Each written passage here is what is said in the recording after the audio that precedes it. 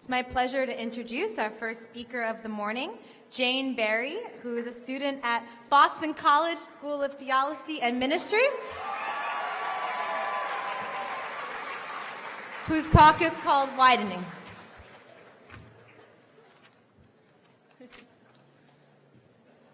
Good morning, everyone.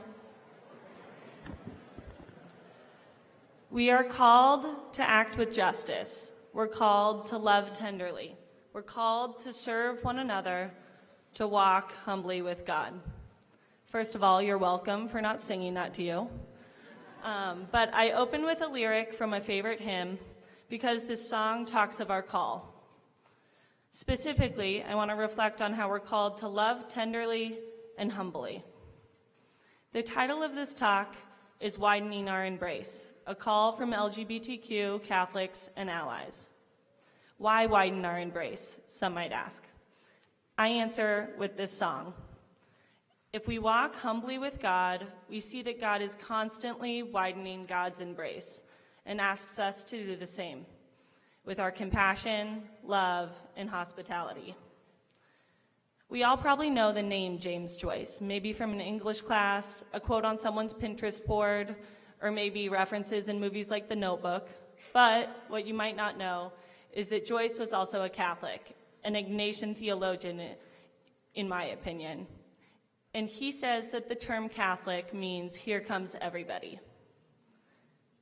I want to talk today about two things: how being an ally to the LGBTQ community is part of being a true disciple, and also how LGBTQ Catholics have much to offer our church. Jesus lived and worked at the margins, with the most oppressed in his society, that be women, children, the poor, the shunned, the outcasted. Jesus loved all unconditionally. When I first went to spiritual direction in college, I was asked to close my eyes and describe God. What did I say? I said, God's kind of like Santa, but a little skinnier and a longer beard. He sits up in the sky and loves us, but also has his eyes on us. I was surprised to find out that we all, not just Santa, are made in the image and likeness of God. Man, woman, transgender, young, old, gay, straight, all of us. So we get to be of this beautiful community of God's love. Therefore, the community really does mean here comes everybody. Growing up, I was blessed to have a dynamic, silly, loving family who fostered my faith each day. We prayed as a family before bed, usually picking a saint or two. I always pick St. Anne because my grandma's my best friend. But then my family would go to sleep, and I would continue to pray, asking God, please, please let me find a boy I'll actually like. Please take these other thoughts out of my brain, please. I prayed this way until in middle school, until 10 years later, I finally listened to God's response.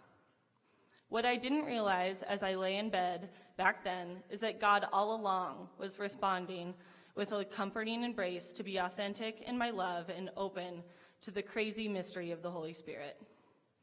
Right now I'm going to come out to you all as two things.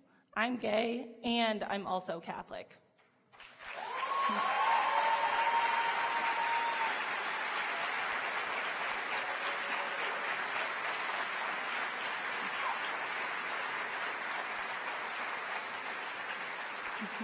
Thank you.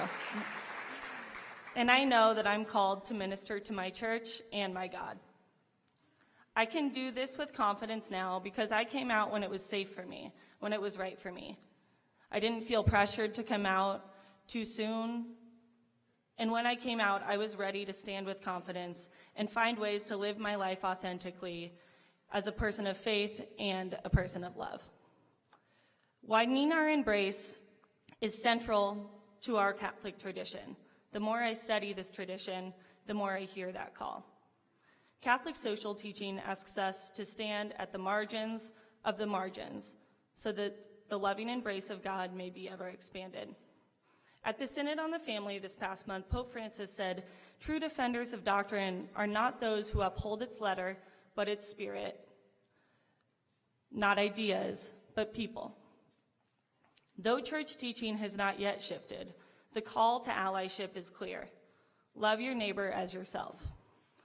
A call to love those who are most in need of welcome and love is at the center of our Jesuit spirituality. St. Ignatius says, "For those who love, nothing is too difficult." For the LGBTQ and ally community, it can be difficult to come to terms with the reality of the love we feel and see and the church teaching that doesn't affirm that love. For others, it can be difficult to understand that coming out is a journey and not something that can be prayed away.